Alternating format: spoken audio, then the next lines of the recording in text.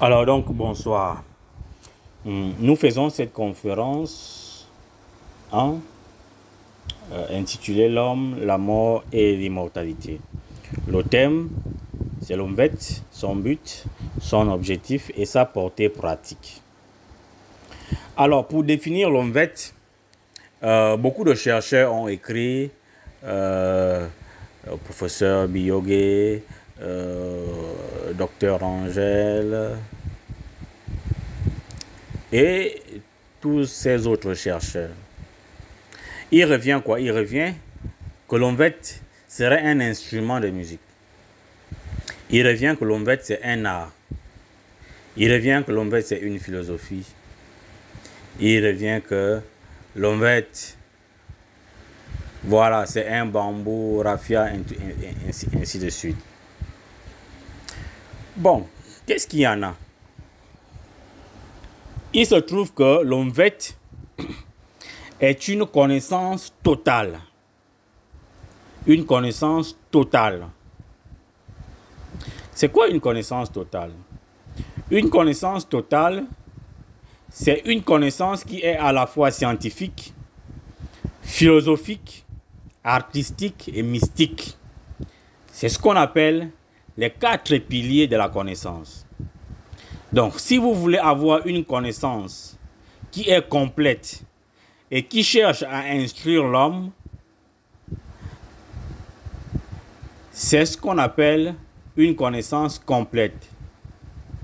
Je dis une connaissance complète, c'est une connaissance totale qui peut enseigner l'être humain à la fois à niveau scientifique, à la fois à niveau philosophique, à la fois à niveau artistique, à la fois à niveau mystique.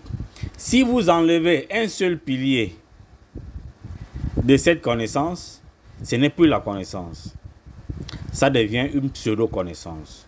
C'est à ce niveau-là que le docteur Angèle disait que l'Omvet est un art total.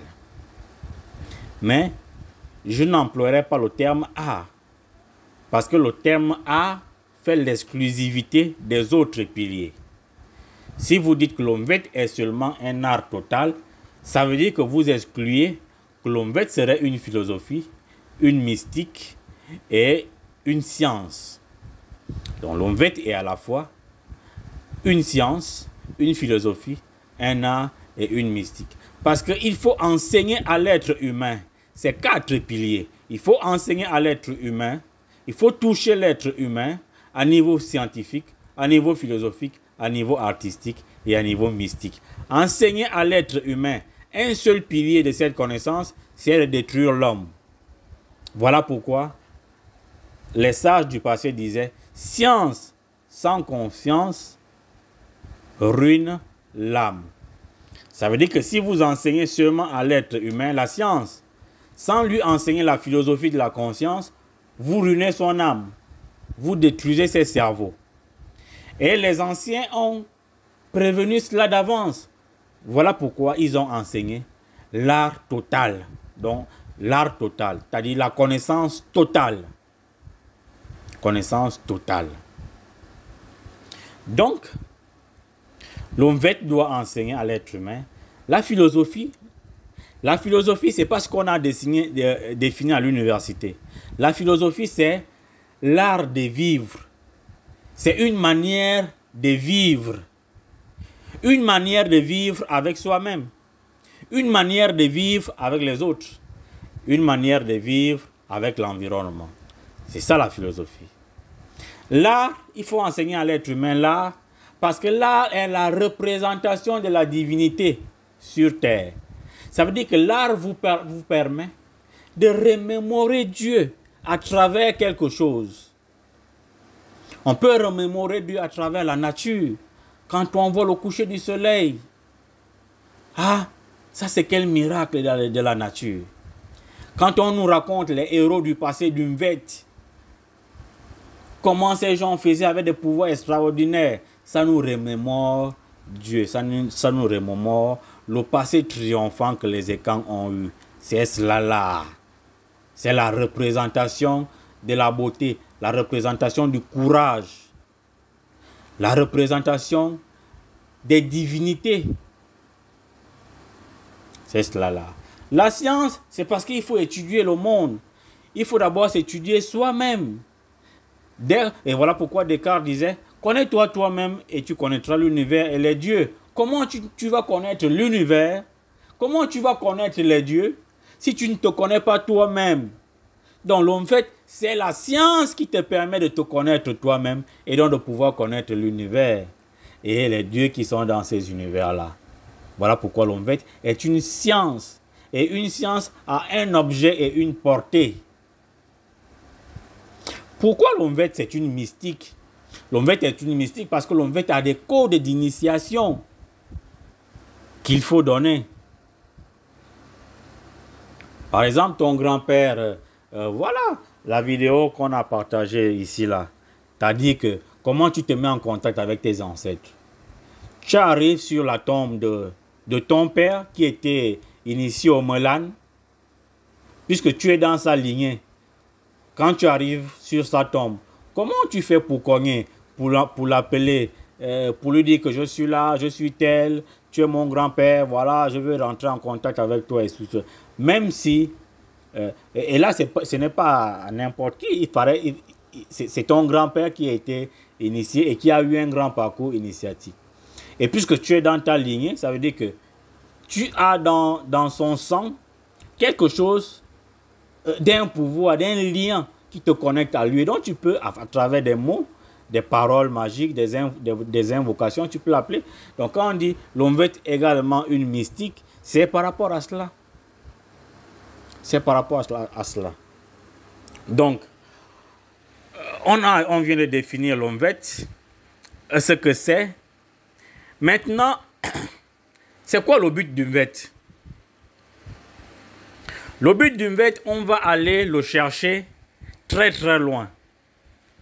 Lorsqu'on écoute les récits de Thierry Toundon, et lorsqu'on regarde ses interviews, on écoute ses interviews, ou lorsqu'on on lui fait des interviews, il lui dit, et c'est l'homme vête lui-même, les récits d'une vête qui raconte, que Ekana, qui était le grand-père d'Oyona Dangon, vivait dans un village qu'on appelle Oba.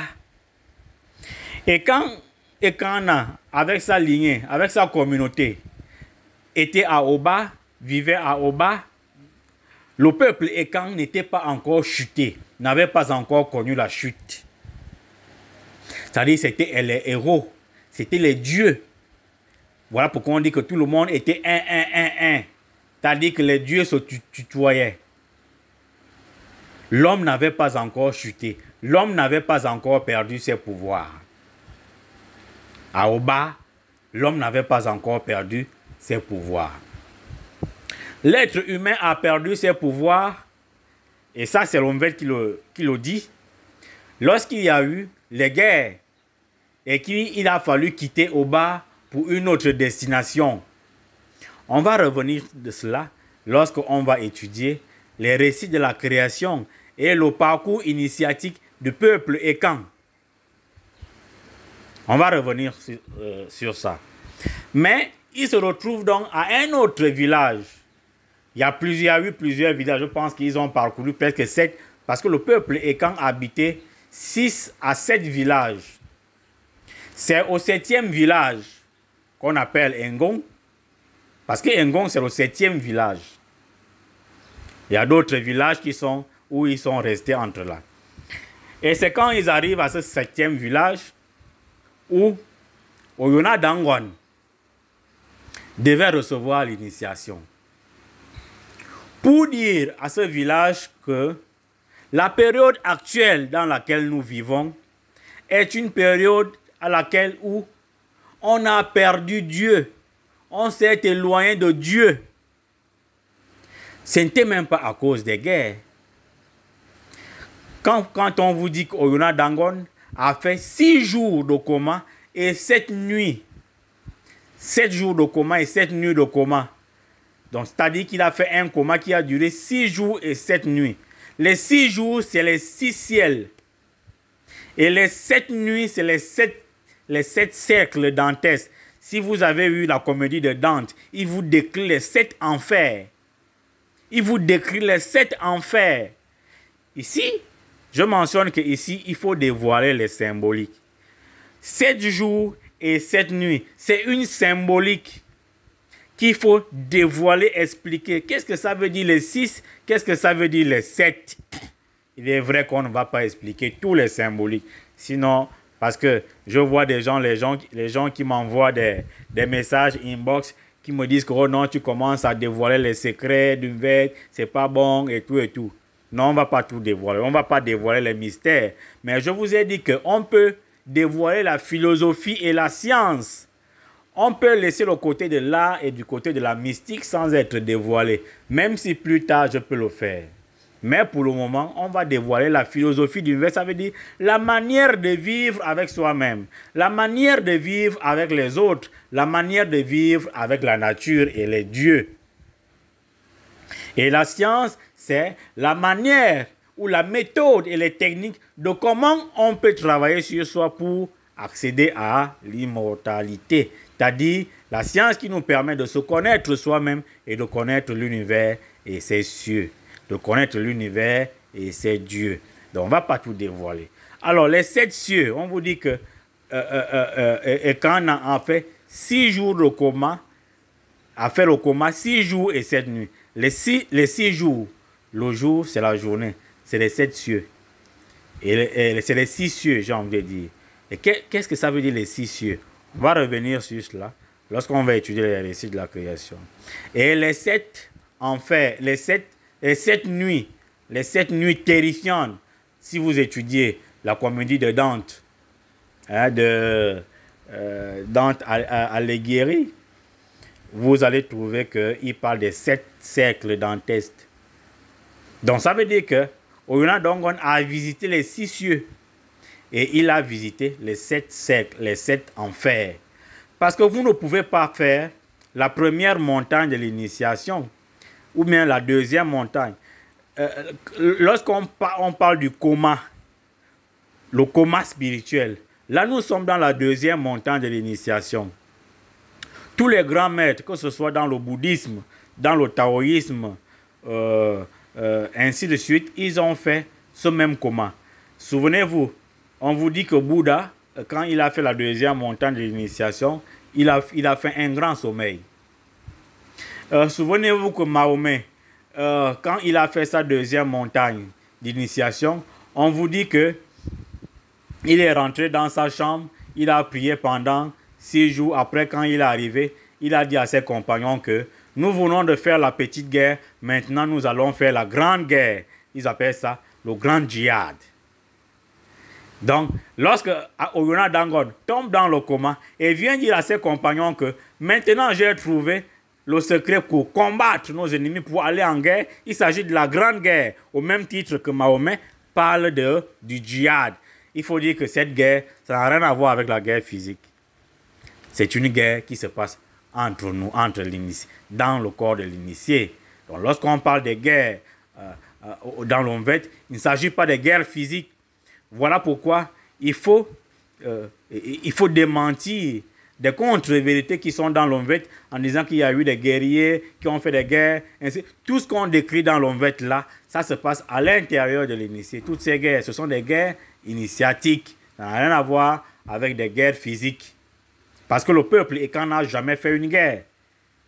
Regardez le peuple, le Fan n'a jamais fait une guerre. Le Fan reste le peuple, le seul peuple qui n'a pas eu des mélanges. Parce que même quand vous écoutez Tide Toundon, il vous dit que le Fan c'est un Fanbot. Ça veut dire que c'était des nobles, des civilisés. C'est-à-dire qu'ils faisaient partie de la royauté. Donc, dire que ces nobles étaient en même temps des guerriers qui allaient faire les guerres, non.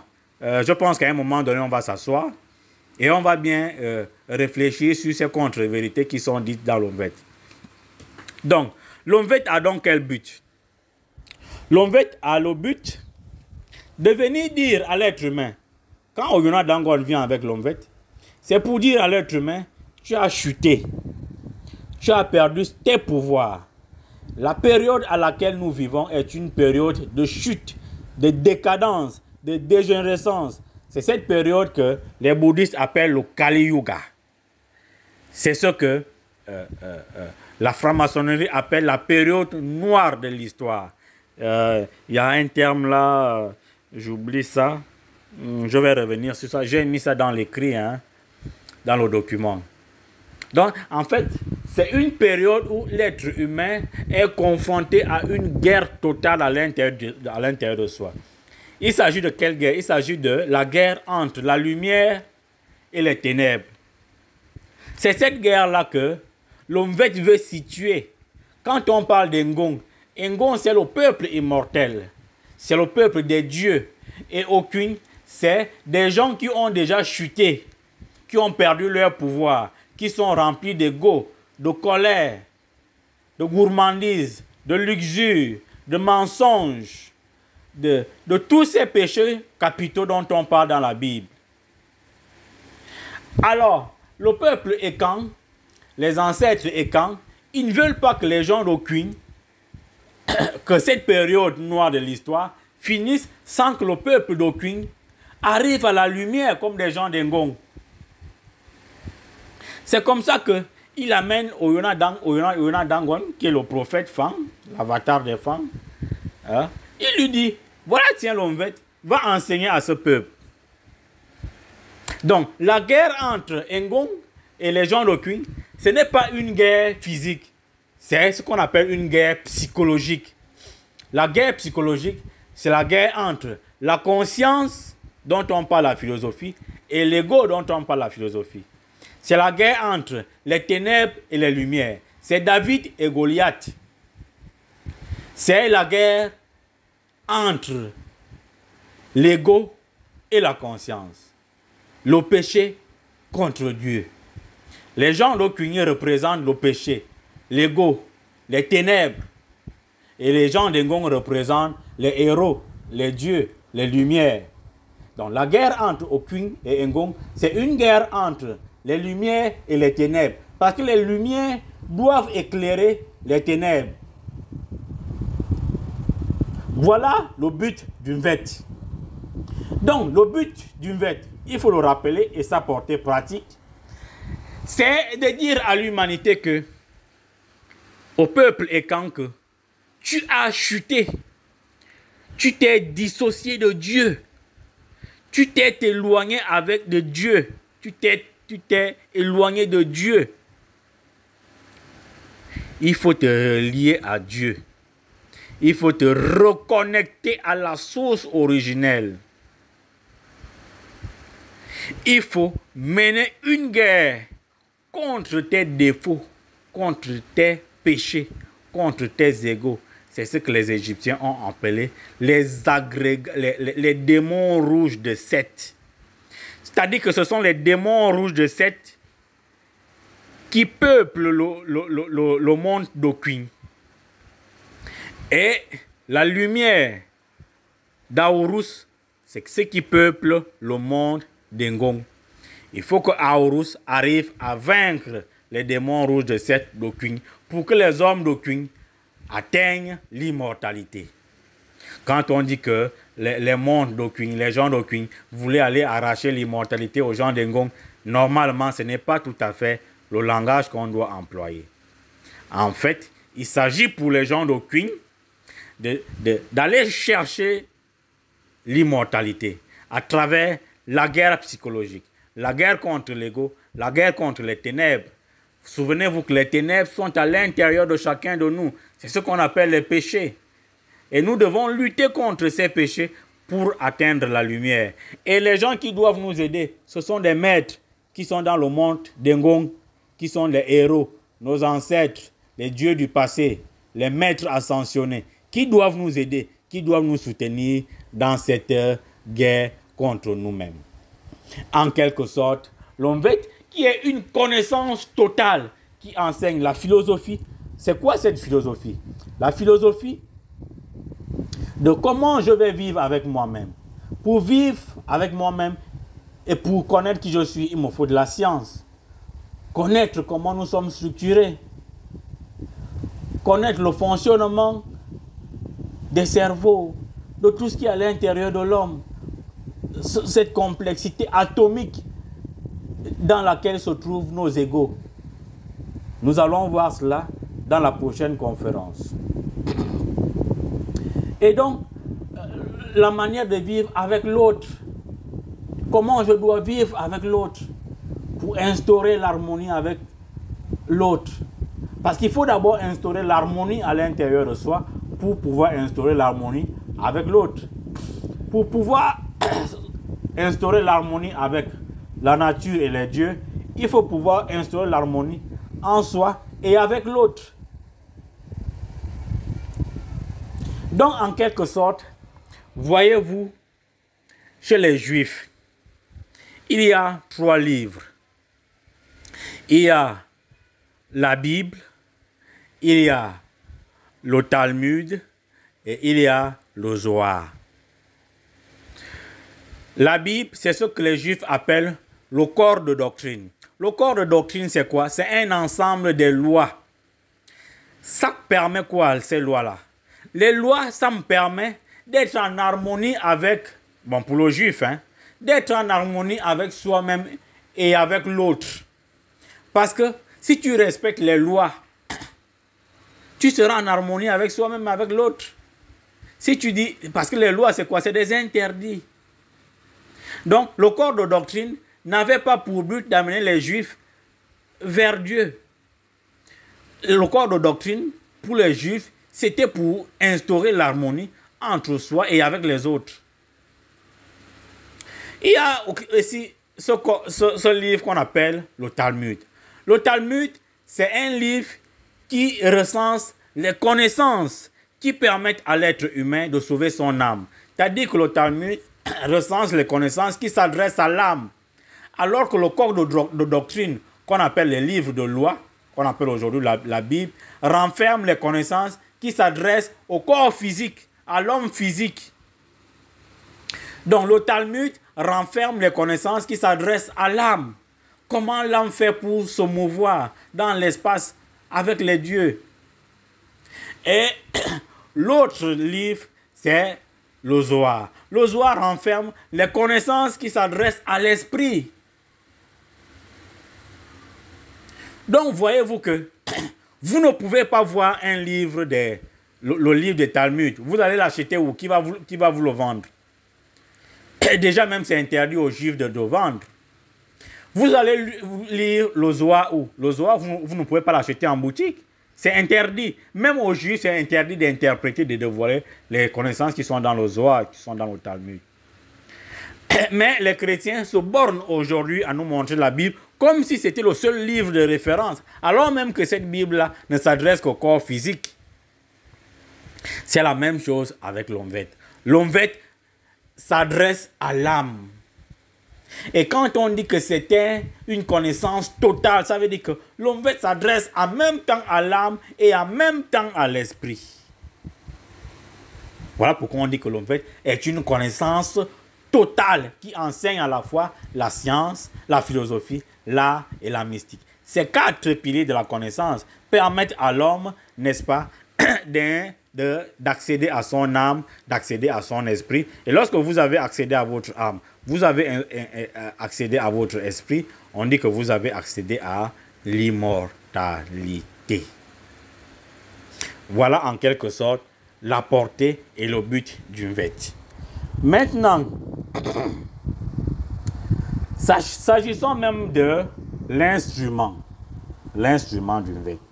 L'Omvet au départ se fabriquait avec un bout de raffia, le palmier raffia, de 130 cm. Quand on fait l'addition en numérologie, parce que j'ai étudié la numérologie, ça vous fait 60. Ça vous donne le chiffre 4. Le chiffre 4, c'est en numérologie, le 4 initie un nouveau cycle des choses.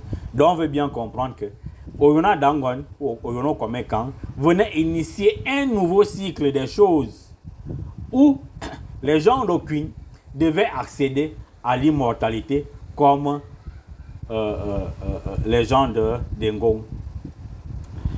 Et lorsqu'on plante le cochet au milieu de ce bambou, on retrouve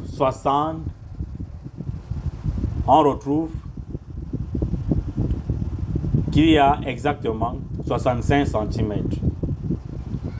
Les 65 cm en numérologie, ça nous donne 2.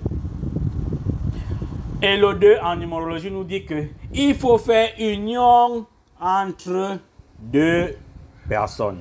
Ça nous renvoie à la relation entre 2 entités.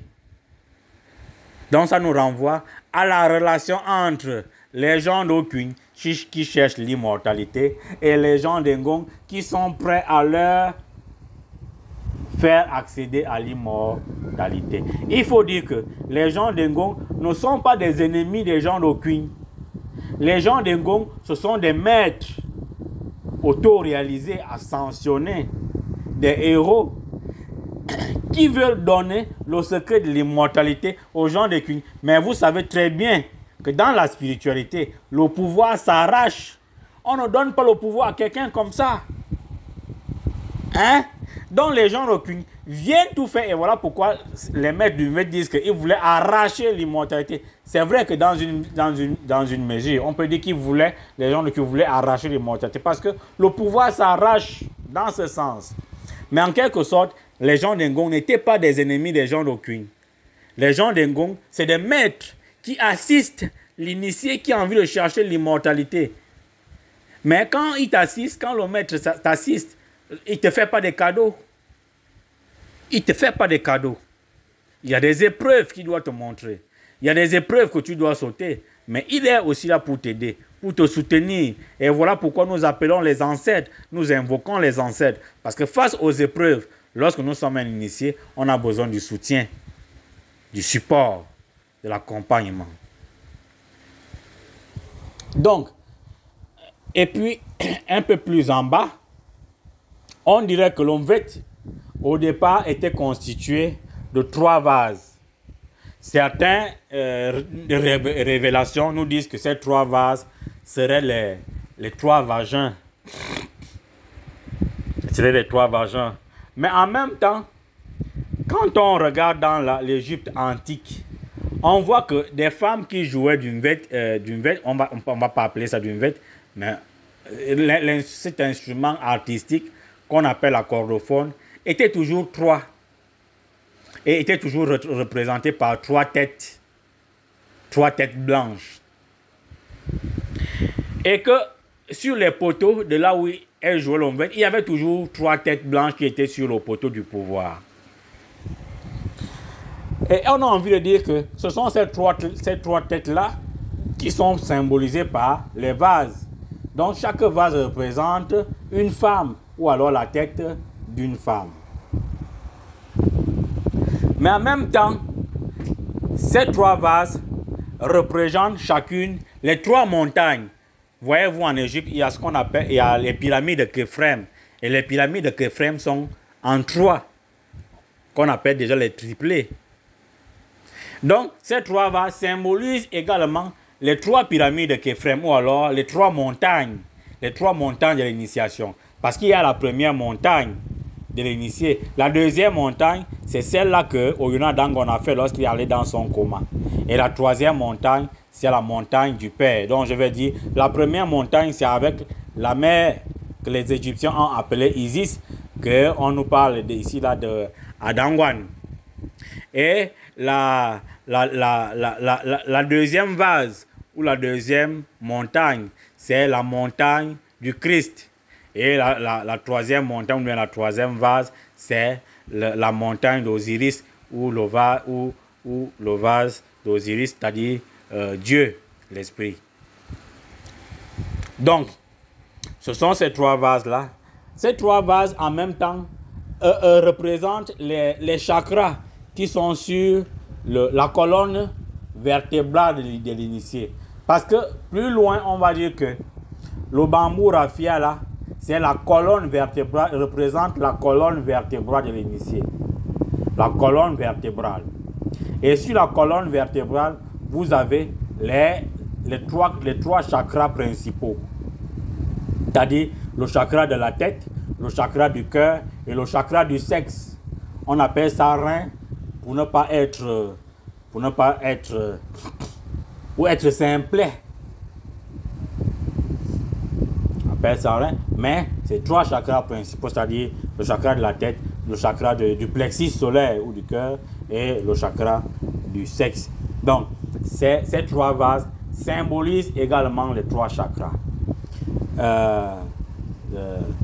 Voilà. Donc, comme on a expliqué dans l'OMVET, le chakra de la tête est lié à l'intellectualisme, à l'intelligence intellectuelle. Le chakra du plexus solaire est lié à l'intelligence émotionnelle. Et le chakra du sexe, troisième vase, c'est lié à l'intelligence sexuelle.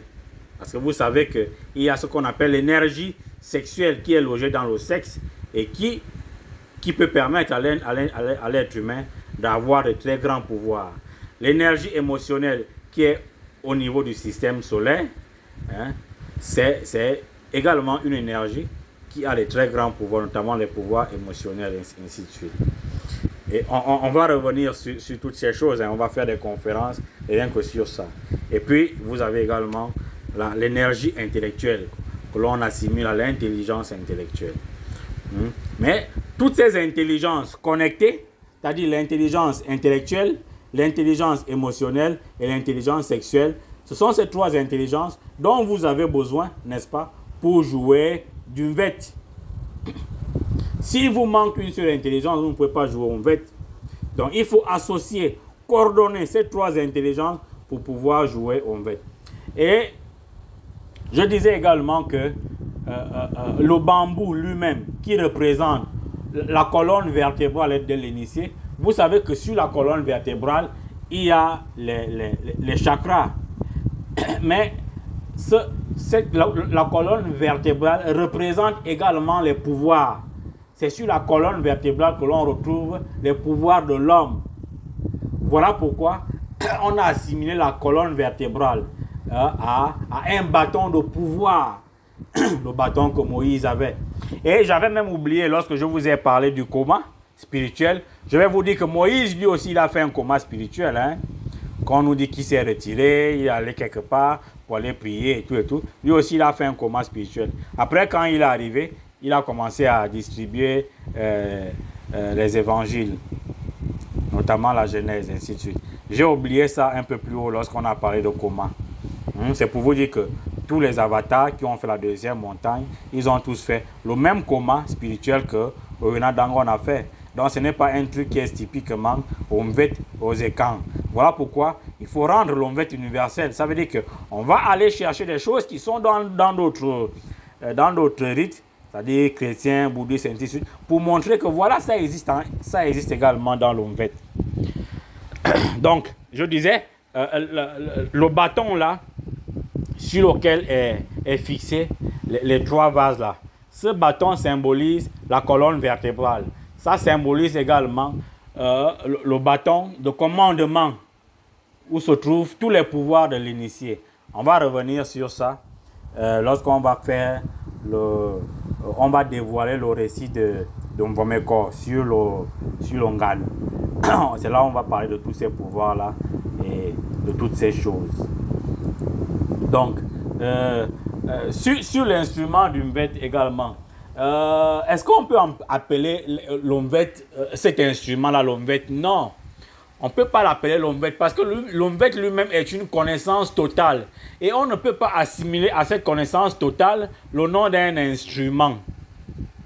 Cet instrument que joue le compteur du Mvet, cet instrument s'appelle en réalité Ekana. Mais Ekana, c'est le nom de Dieu. Ekana, c'est le nom de Dieu. Lorsqu'on était à Oba, le peuple Ekan était à Oba, le Dieu c'était Ekana. Ekana, c'était le nom de Dieu. Mais si c'est Ekana qui a donné cet instrument à Oyonada, voilà pourquoi on assimile, parce que certains maîtres du Mvet appelaient l'Omvet Ekana. Et le maître actuel est le seul qui appelait l'Omvet Amanongwan. Pourquoi le maître Akwe bien appelle l'onvet à Manongwan? L'onvet s'appelle à Manongwan parce que c'est à travers l'onvet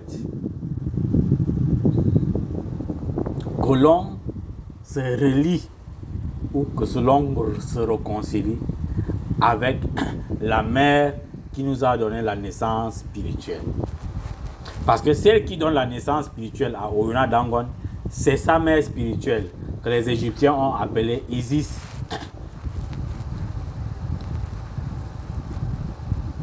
Voilà que Akio vient l'appeler Amanongwan. Appeler l'instrument Amanongwan.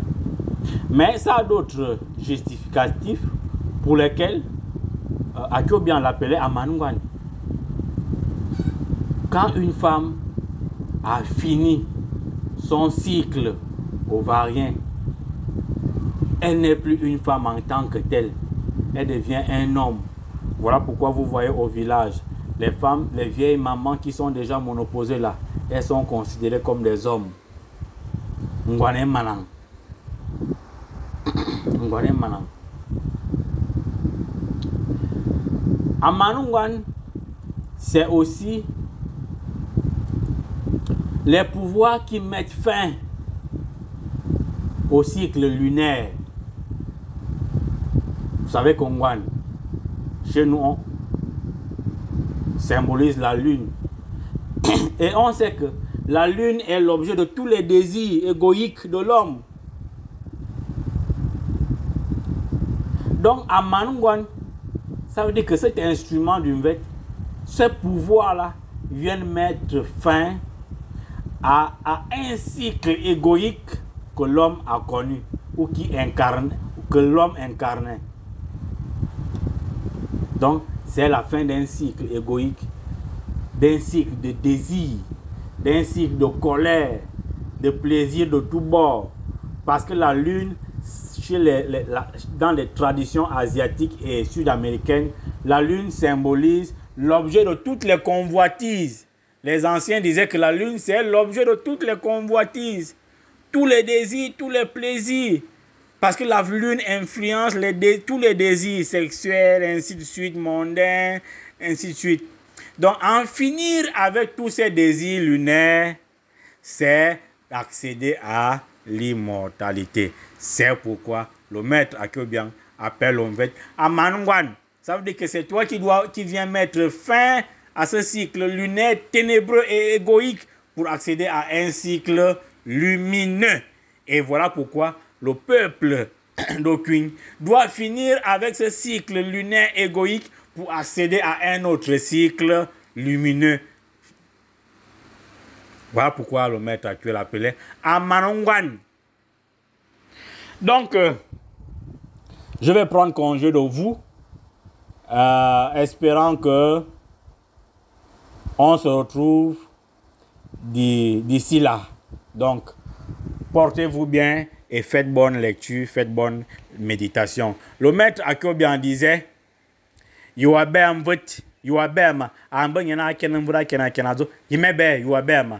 et puis il disait, Téléamolo, animi l'amiken. Akiobian disait ça. Qu'est-ce que ça veut dire? Sans commentaire. Sans commentaire. Ça veut dire que l'écoute, c'est la première étape de l'initiation. Écoutez. Écoutez l'homme. Voilà pourquoi on dit me baye fort. C'est-à-dire que ces philologues sont toujours rappelés dans l'homme pour rappeler à l'être humain que écoute.